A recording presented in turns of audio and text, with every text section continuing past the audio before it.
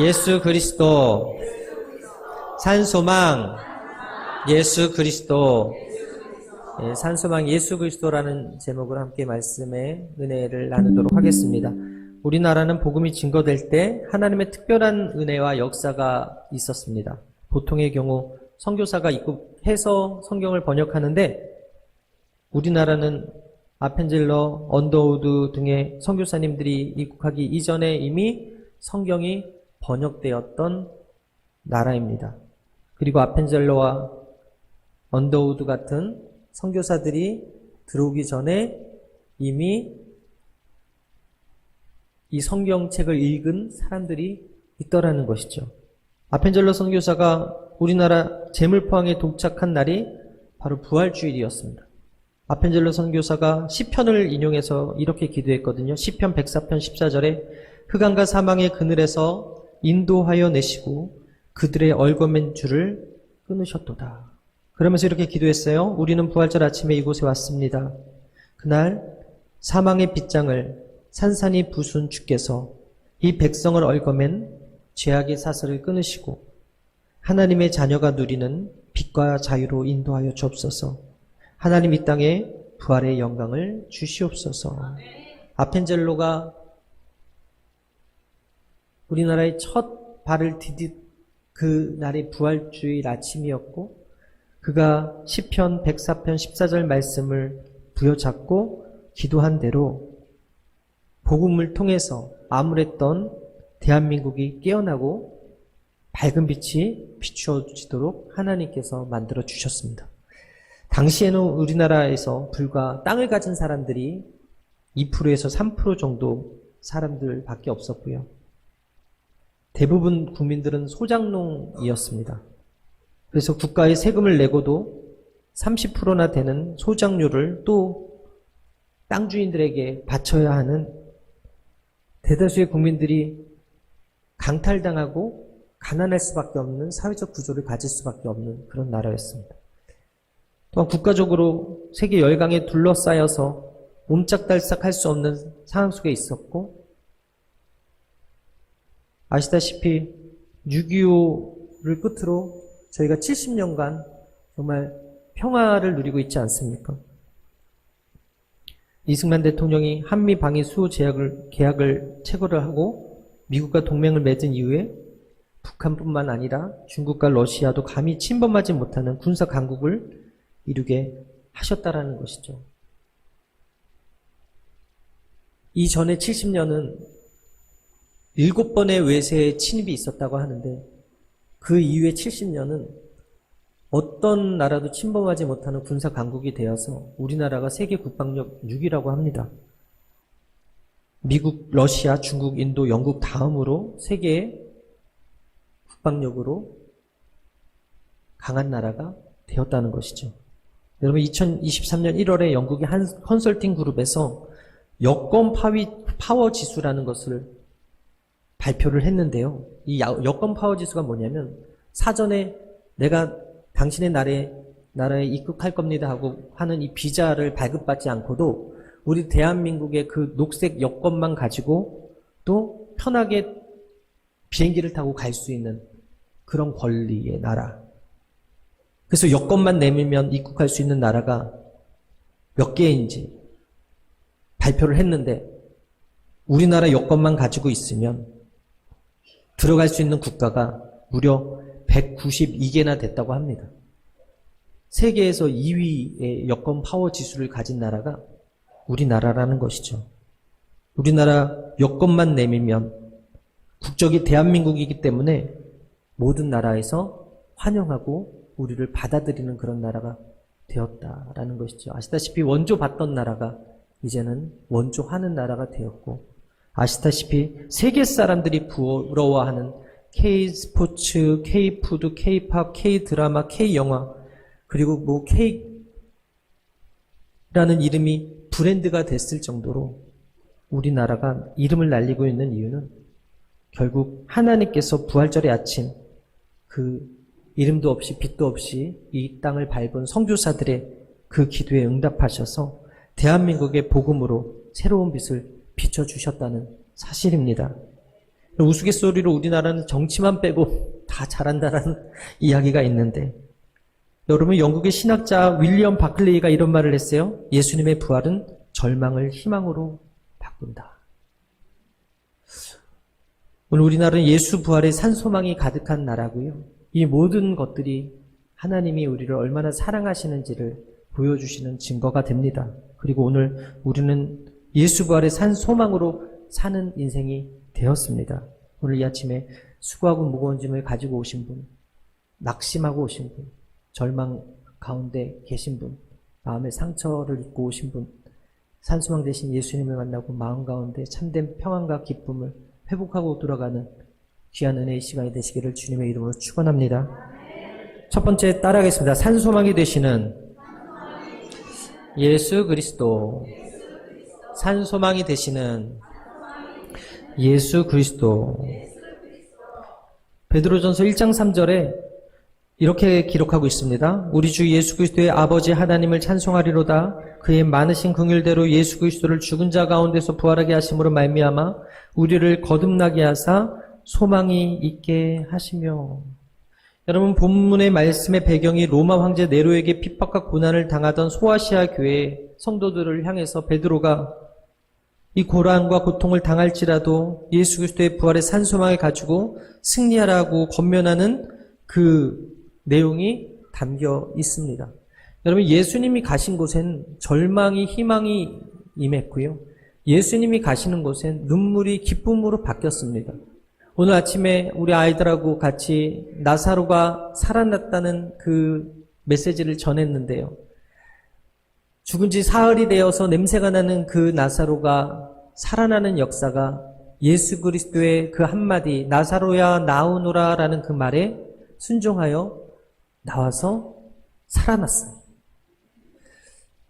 나인성 과부의 아들이 죽어서 장례 행렬을 하는 가운데 예수님께서 그 관에 손을 대시고 청년아 일어나라 했더니 그 청년이 일어나서 그 어머니의 기쁨이 되었고, 그 장례식에 함께했던 모든 슬퍼하던 자들이 그 청년의 살아남을 보고 위로를 얻고 기쁨을 얻게 되었더라.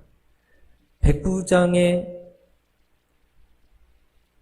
딸이 죽었다는 이야기를 듣고 그녀가 잔다 하고 달리다굼 했더니 그녀가 일어나 살아서 죽음에서 산 소망이 되신 그 예수님의 능력을 예수님 사역 가운데 보여주셨는데, 지금도 절망 가운데 죽어가고 슬퍼하는 많은 사람들에게 예수 그리스도는 어제나 오늘이나 동일하게 산 소망이 되시고 그 슬픔과 눈물을 닦아주시고 어둠을 몰아내시며 우리에게 기쁨을 주시는 좋으신 하나님이심을 믿으시게 되기를 바랍니다. 영국의 브라이언이라는 사람이 애굽의 이집트 카이로를 방문을 했는데요. 3000년 된 미라에서 곡식단지를 보았대요. 그래서 그 안에 있는 완두콩이 있는 걸 보고서 한 움큼 가져다가 영국 자기 집 앞에 심었는데 한 달이 지나서 보니까 돌같이 그 굳어졌던 그 콩이 싹이 나서 잎이 나더니 열매를 맺는 것을 보았다라는 거예요. 1년생 식물도 3000년 만에 죽었다가 다시 살아나서 열매를 맺었는데, 만물의 영장인 사람이 100년 미만 살다가 죽음으로 끝나겠는가 하면서 그가 전도했다라는 것이죠. 여러분, 축구선수 이영표가 전도하는 방법이 있는데 가르쳐 드릴게요. 경우의 수로 전도를 한대요. 예수를 믿지 않고 막 살다가 죽어보면 천국과 지옥이 존재하지 않으면 그냥 본전이고, 천국과 지옥이 존재하면 그때부터 심각해지는 거죠. 왜? 지옥이 있다고 한다면 지옥은 불이거든요. 영원히 불못에서 죽을 수밖에 없는 존재가 되는 것이거든요. 자, 또 예수를 잘 믿다가 죽었는데 천국과 지옥이 없다. 그럼 조금 억울하겠죠. 내가 세상에 연락하지 않고 이 좋은 날 산과 들로 놀러 가지 않고 이곳에 앉아 있어서 예배드리고 있는 이런 시간이 아까웠을 것 같아요. 근데 죽었는데 딱 천국하고 지옥이 있어. 예수님도 있고 천국에 천사도 있고 지옥에 마귀도 있어. 그러면 그때부터 또 심각해지는 거예요. 심각해지지 않지. 예수를 믿었으니까. 예수 믿는 사람들은 심각해지지 않습니다. 왜냐하면 딱 천국이 있다라는 것을 확인하는 순간 영원한 생명이신 예수님과 더불어서 천국에서 살게 될 것이기 때문에 믿지는 장사가 아니에요. 최소 본전인 장사고 예수 믿으면 로또 맞는 장사라는 거예요. 할렐루야. 5절에 이렇게 기록합니다. 너희는 말세에 나타나기로 예비하신 구원을 얻기 위하여 믿음으로 말미암아 하나님의 능력으로 보호하심을 받았느니라. 여러분, 부활의 산소망을 가지고 있는 사람은요, 고난 속에 하나님이 행하신 일을 먼저 생각합니다. 고난의 문제를 해결하는 실마리를 하나님으로부터 찾고 해결하려고 해요. 모든 문제의 해결이 하나님께 있다라고 믿어요. 하나님과의 관계성에서 이 문제를 해결할 수 있다라고 생각을 합니다. 하나님과의 관계성이 분명한 사람은 자기가 구원받았다는 사실에 대해서 늘 감격하고 감사하며 찬송하는 삶을 삽니다. 그래서 하나님께서 이스라엘 백성들에게 스스로를 소개하면서 뭐라 그럽니까? 나는 너를 구원한 야훼라고 합니다. 구약에서 하나님이 이스라엘을 다스리시고 위로하시는 그 이유를 출애굽시켜서 구원시키고 보호하셔서 가나안 땅까지 인도하신 그 하나님이 바로 우리 하나님이시기 때문에 구약의 하나님은 나는 너희를 구원한 하나님이다 라고 이야기하는 거예요. 그런데 오늘 베드로는요, 구원이라는 단어를 적용해서 산소망 대신 예수 그리스도로 말미암아 우리에게 구원이 임했다라고 가르쳐 주고 있는 거예요. 여러분, 예수님의 부활의 그 사건을 통해서 우리가 무엇을 깨달을 수 있습니까? 내가 죽어도 부활하는구나. 내 인생이 의미 없는 삶이 아니구나. 가치 있는 삶이구나. 죽음은 인생의 끝이 아니구나 라는 것을 깨닫게 된다라는 것입니다. 스코필드 박사라는 사람이 이런 말을 했어요. 하나님이 사람에게 두 가지 큰 복을 주셨는데 하나는 망각의 복이고 하나는 앞날을 모르게 하시는 복이다. 살면서 쓰라리고 아픈 기억들이 있습니다. 패배하고 상처받고 넘어짐의 기억들이 있습니다. 인간관계 속에서 배신의 상처들이 있습니다. 그런데 그게 다 생각이 난다면 어떻게 살겠냐라는 거죠. 근데 하나님께서 주신 선물이 뭐라고요? 망각이라는 망각. 시간이 지나면 잊어버리고 새로운 희망으로 살 수 있기 때문에 망각은 저주가 아니라 복이라는 거예요. 지난 주일날 점심에 어떤 메뉴를 드셨는지 기억이 안 나죠? 그래서 오늘 점심도 맛있게 먹을 수 있는 거예요. 지난주에 어떤 상처를 받았는지 몰라도 1년 전에 내가 어떤 문제를 가지고 기도를 했는지 몰라도 생각해보면 생각이 안 나. 오늘 내가 생각이 안 난다는 건 망각했다는 거고 별 문제가 아니었다라는 거예요. 그게 얼마나 큰 은혜인지 모릅니다. 또한 우리가 앞으로의 미래의 일을 다 알지 못해요. 내일 내가 죽는다면 여기 있겠어요? 내일 모레 내가 죽는다면 여기 있겠어요? 근데 우리는 내일 일을 알지 못합니다. 그래서 오늘 소망 중에 살 수 있으니 미래를 모르는 것도 복이라는 것입니다. 그렇기 때문에 사람이 소망 속에 산다는 것 너무 귀한 거예요. 그런데요, 세상 사람들은 그 소망을 어디에다 두고 삽니까? 헛된 소망을 가지고 사는 거예요. 썩어질 것에 소망을 두고 사는 거예요. 전도서 11장 2절에 솔로몬이 이렇게 고백합니다. 헛되고 헛되며 헛되고 헛되니 모든 것이 헛되다. 옛말에 화무 11홍 범불 10년이라는 말이 있었는데 꽃은 피어봤자 열흘을 못 넘기고 권세는 가져봤자 10년을 넘기기 힘들다 라는 말이 있어요. 이 꽃도 너무나 예쁘게 또 부활주일이라고 섬겨주신 손길들이 있는데 이게 다음 주에 와서 보면 시들어 있을 거라는 거죠. 이게 바로 한계라는 것이죠. 권세라는 것도 풀의 꽃과 같이 모든 것이 한순간 있다가 사라져 버리는 거예요. 그래서 권세에 소망을 둔 사람은 그 권세가 떨어지면 소망도 없어지는 거예요. 세상의 것에 소망을 두는 사람이 결코 오래가지 못하더라는 거예요.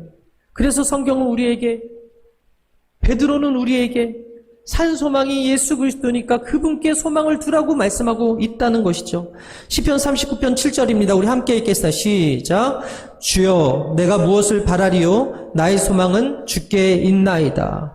하나님께 소망을 준 사람의 결과가 성경에 잘 나와 있어요. 이사야 40장 31절입니다. 시작. 오직 야훼를 앙망하는 자는 새 힘을 얻으리니 독수리가 날개치며 올라갈 것이요 다른 박질하여도 곤비하지 아니하겠고 걸어가도 피곤하지 아니하리로다. 세상 가운데 상처받고 고통당하고 아픈 마음을 가지고 나와서 예수의 산소망을 붙들고 부르짖어 간구하고 기도하면 주님께서 우리에게 주시는 마음이 뭐냐? 시원함과 담대함과 강함과 그 두려움을 이길 수 있는 마음을 주시더라는 거예요.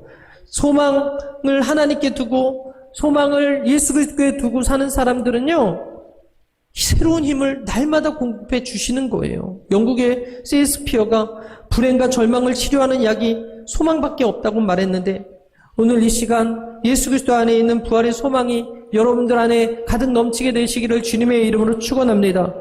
베드로가 1장 6절에서 7절에 이렇게 말합니다. 그러므로 너희가 이제 여러 가지 시험으로 말미암아 잠깐 근심하게 되지 않을 수 없으나 오히려 크게 기뻐하는도다. 너희 믿음의 확실함은 불로 연단하여도 없어질 금보다 더 귀하여 예수 그리스도께서 나타나실 때 칭찬과 영광과 존귀를 얻게 할 것입니다.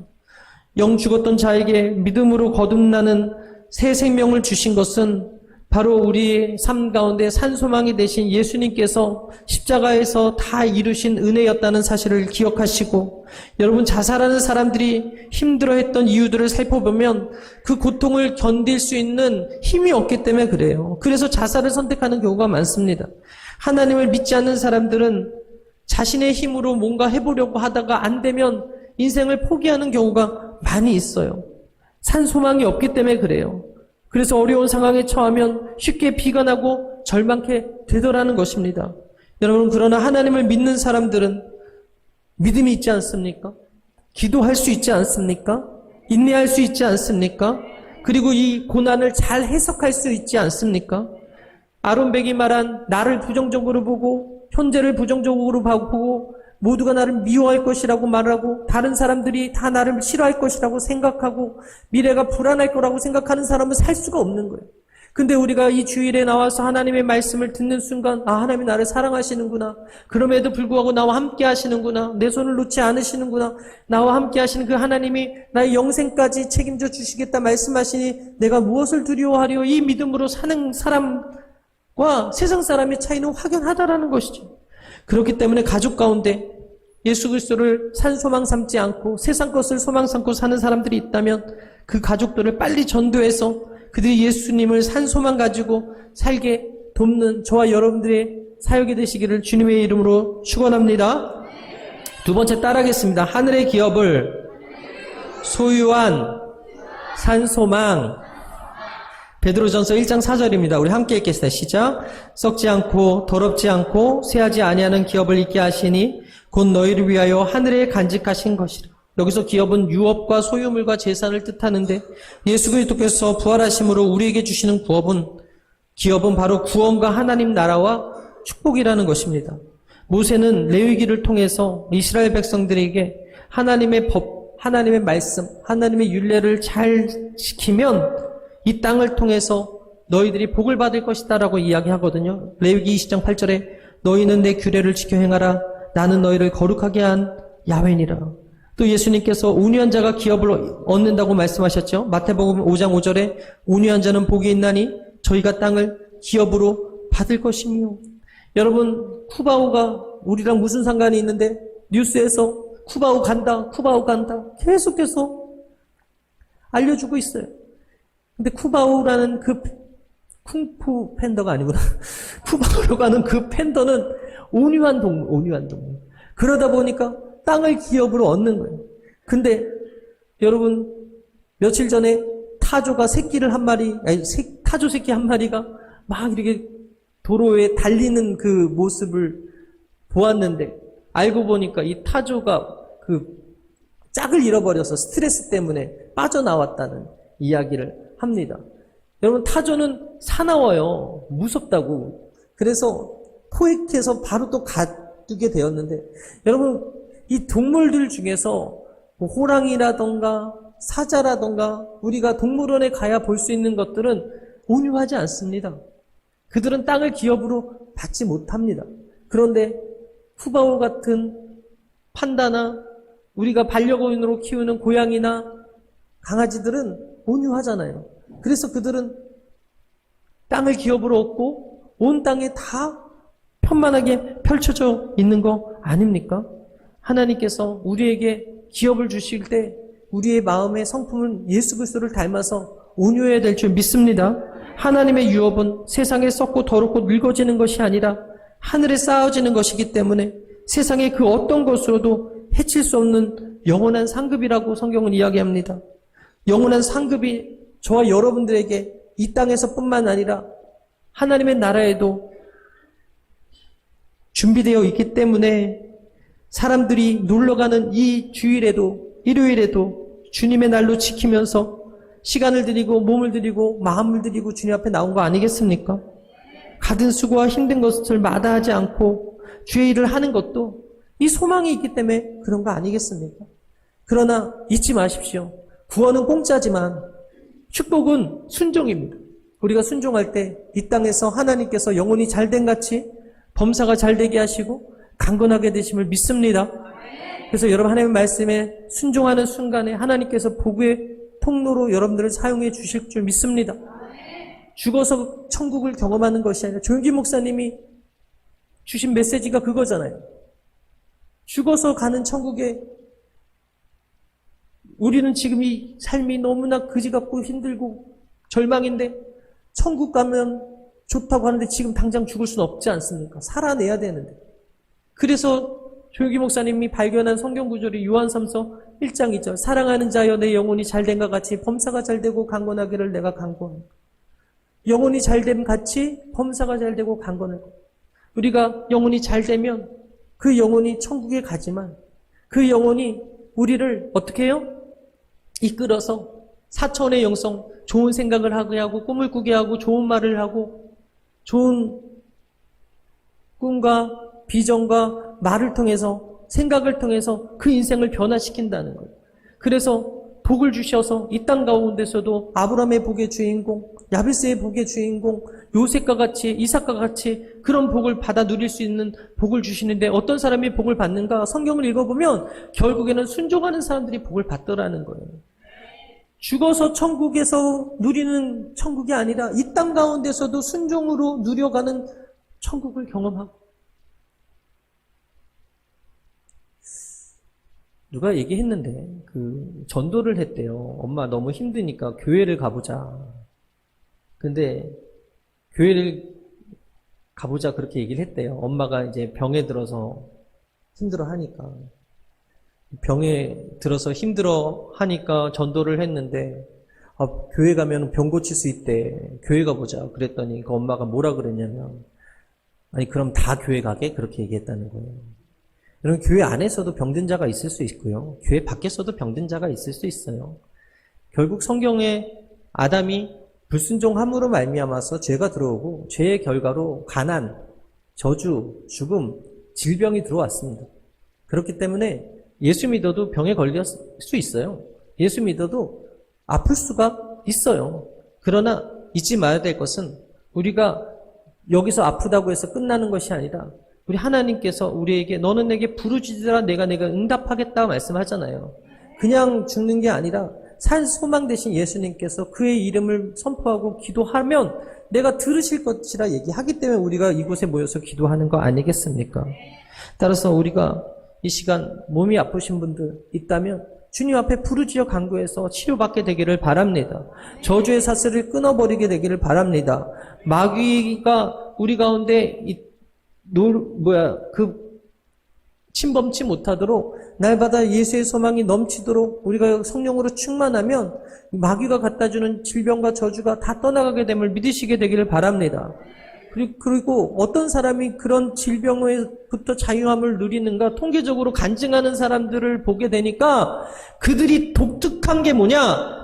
감사하더라는 거예요. 그리 아니하실지라도 사소한 것에 감사하는 습관을 가진 사람들이 결국 하나님께서 만지시더라는 것이죠.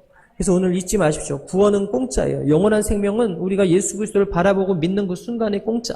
그러나 우리가 아브라함의 복과 이삭의 복과 야곱의 복과 야베스의 복, 영혼이 잘된 같이 범사가 잘되고 강건한 그 복을 다 누리고 싶다면 우리가 순종해야 될 것이고 병에 걸리거나 여러 가지 어려운 문제에 봉착해 있어서 기적이 필요한 사람들이 있다면 우리가 그리 아니하실지라도 입술로 범죄치 아니하고 원망치 아니하고 감사하고 주님 앞에 영혼의 감사를 올려드릴 때 하나님께서 우리의 기도를 들으시고 응답하신다는 사실을 믿으시게 되길 바랍니다. 로마서 15장 13절에 소망의 하나님이 모든 기쁨과 평강을 믿음 안에서 너희에게 충만하게 하사 성령의 능력으로 소망이 넘치게 하시기를 원하노라 라고 말씀하고 있고, 오늘 본문 7절에 너희 믿음의 확실함은 불로 연단하여도 없어질 금보다 더 귀하여 예수 그리스도께서 나타나실 때 칭찬과 영광과 존귀를 얻게 할 것이다 라고 말하고 있어요. 영국의 유명한 설교자 스펄전 목사님이 이런 말을 했어요. 복의 근원이신 예수님을 모시면 당신도 복이 될 수 있다. 역사적으로 볼 때요, 여러분, 하나님이 없다고 주장하고 교회를 박해한 많은 공산주의 국가나 개인은 결국 망하게 되었습니다. 공산주의는 무신론과 진화론 함께 가거든요. 유물론이 그들의 밑바탕이 있기 때문에 공산주의나 무신론과 진화론은 친구예요. 신은 없다고 얘기하는 겁니다. 무신론과 공산주의에 빠져서 종교 말살론을 주장하고 공산주의를 옹호했던 칼 막스가 64세에 정신병으로 죽었고요. 공산주의 사상을 완성시켜서 공산주의 사상을 보급했던 엥겔스라는 사람은 식도암으로 죽었고요. 신은 죽었다고 말했던 철학자 니체는 인생 말년에 10년 동안 정신병원에서 앓다가 죽었습니다. 소련 최초의 국가 원수가 돼서 가장 먼저 교회 문을 닫아버린 레닌은 54세에 뇌일혈하고 실어증에 걸려서 사망했습니다. 이처럼 하나님이 없다고 주장하고 교회를 폐쇄했던 공산주의나 국가나 개인은 결국 멸망을 당하게 되더라. 멀리서 찾을 게 아니라 2024년 현재 18년 동안이나 세계 1위 기독교 박해 국가는 북한인데, 북한 초등학생과 남학 초등학생의 키의 차이가 20cm가 난다고 합니다. 그래서 북한 11살 어린 애 키가 우리 남한의 7살 아이 키랑 비슷하다는 거예요. 기밀성을 우상으로 받아들이고 하나님을 섬기지 아니하는 이 북한은 결국 하나님께 버림받고 저주받아서 너무나 가난하고 소망 없는 국가가 돼버렸더라는 거예요. 반면 하나님을 기업으로 삼는 우리나라는 어떻습니까? 선교사님들이 들어와서 교회를 세우고 여성들이 교육을 받을 수 있게끔 학교를 세우고 그들의 인권을 보호하게 하고 병원을 세워서 영혼뿐만 아니라 병드는 마음과 육체를 치료하는 일을 하더라. 전쟁이 끝난 후 눈부신 발전을 해서 1988년도 서울 올림픽을 치르고 2002년도 월드컵을 성공적으로 치르고 현재 1인당 GDP 국민 총생산을 비교해 보면 북한과 우리나라의 차이가 자그만치 15배라는 거예요. 우리가 3,300만 달러, 그리고 북한이 1,150달러, 33,000만 달러, 33,000달러. 제가 숫자에 약해요. 그래가지고 그 GDP 생산량을 보게 되면 1인당 4,400만 원의 생산량이 우리나라라면 북한은 150만 원의 생산량이라는 거예요. 기름 한 방울도 안 나온 이런 나라가 하나님의 복을 받아서 자동차가 2천만 대가 움직이고 못 먹어서 영양실조로 죽는 사람보다 너무 잘 먹어서 비만과 암에 걸리는 사람이 많고 여성들이 새벽에 레깅스를 입고 남산을 올라도 안전한 나라가 우리나라가 되더라는 것이죠. 예수 그리스도를 산소망으로 삼지 않은 인생이 많다 보니까 행복하지 못하다고 이야기하는 사람들이 생기고는 있지만 그럼에도 불구하고 우리나라가 OECD 국가 가운데 많은 나라에 잘 사는 나라 측에 만든 것은 속해서 만들어주신 것은 바로 하나님의 은혜 아닌가 싶습니다. 여러분, 그런데도 불구하고 OECD 국가 가운데 자살률이 높고 출산율이 낮고 행복지수가 낮은 게 우리나라입니다.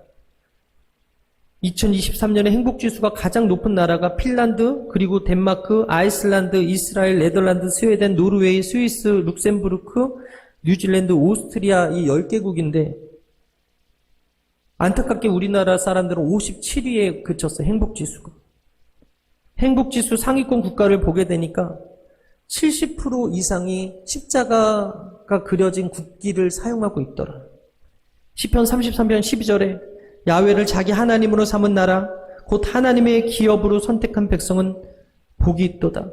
야훼께서 하늘에서 굽어보사 모든 인생을 살피시며 곧 그가 거하시는 곳에서 세상의 모든 거민들을 굽어 살피시는도다. 그는 그들의 마음을 지으시며 그들이 하는 일을 굽어 살피시는도다. 많은 군대로 구원 얻은 왕이 없으며 용사가 힘이 세어도 스스로 구원하지 못하는도다. 구원하는 때 군만은 헛되며 군대가 많다 하여도 능히 구하지 못하는도다. 여러분 잊지 마십시오. 하나님을 섬기는 나라가 하나님의 기업인 것을 믿으시게 되기를 바랍니다. 저는 바라기는 우리나라가 하나님을 잃어버리지 않았으면 좋겠고 우리 국민들이 하나님을 잃어버리지 않았으면 좋겠고 세상에 썩어질 것을 소망으로 사는 것이 아니라 예수 그리스도를 산 소망으로 삼아서 그 인생 가운데 영혼이 잘되고 범사가 잘되고 강건한 복이 임하게 되기를 바랍니다. 하나님께서 우리나라를 축복하시고 사랑하시는 것을 믿으시게 되기를 주님의 이름으로 축원합니다. 말씀을 마치도록 하겠습니다. 여러분 베드로가 마지막에 이렇게 권면합니다. 9절에 믿음의 결국은 곧 영혼의 구원을 받음이라. 여러분 예수님께서 부활하신 사건은 우리에게 산 소망을 주시는 축복의 사건이에요. 그러나 그 부활을 믿지 않으면 아무런 의미가 없어요. 나랑 상관이 없는 거죠. 오늘 우리의 삶의 목적이 무엇입니까? 산 소망 대신 예수님과 더불어 천국에 들어갈 자격인 구원받음이 있어야 된다라는 거예요. 오늘 부활의 사건은 죽음을 정복하는 능력이고 죽음 너머의 것을 생각하며 멋진 인생을 바라보는 능력이 됩니다. 죄를 정복하는 능력이 되고 부활의 산 소망은 염려와 근심을 이기고 두려움과 초조함을 이기고 정복하는 능력이 됨을 믿으시게 되기를 바랍니다. 그래서 세상의 신기루 같은 헛된 것에 소망을 두고 사는 것이 아니라 하나님께 소망을 두고 예수 그리스도를 산 소망 삼고 사는 사람들이 복이 있다라는 거예요. 오늘 우리가 예수 그리스도를 믿고 부활의 산 소망으로 살아갈 때 새로운 피조물의 삶으로 살아갈 수 있음을 기억하시고 살아계신 주님, 죽음에서 다시 사신 주님, 그 주님이 오늘 저와 여러분들에게 새 생명을 주셨다는 사실을 믿고 소망 가지고 살아가는 여러분들의 삶이 되시기를 주님의 이름으로 축원합니다. 따라하겠습니다. 나는 예수와 함께 죽었습니다. 나는 예수와 함께 삽니다. 예수님은 나의 산 소망이 되셨습니다. 하나님의 능력으로 보호하심을 받고 산 소망 되신 예수님과 승리하는 여러분들의 삶이 되기를 주님의 이름으로 축원합니다. 우리 함께 찬양하고 기도하겠습니다.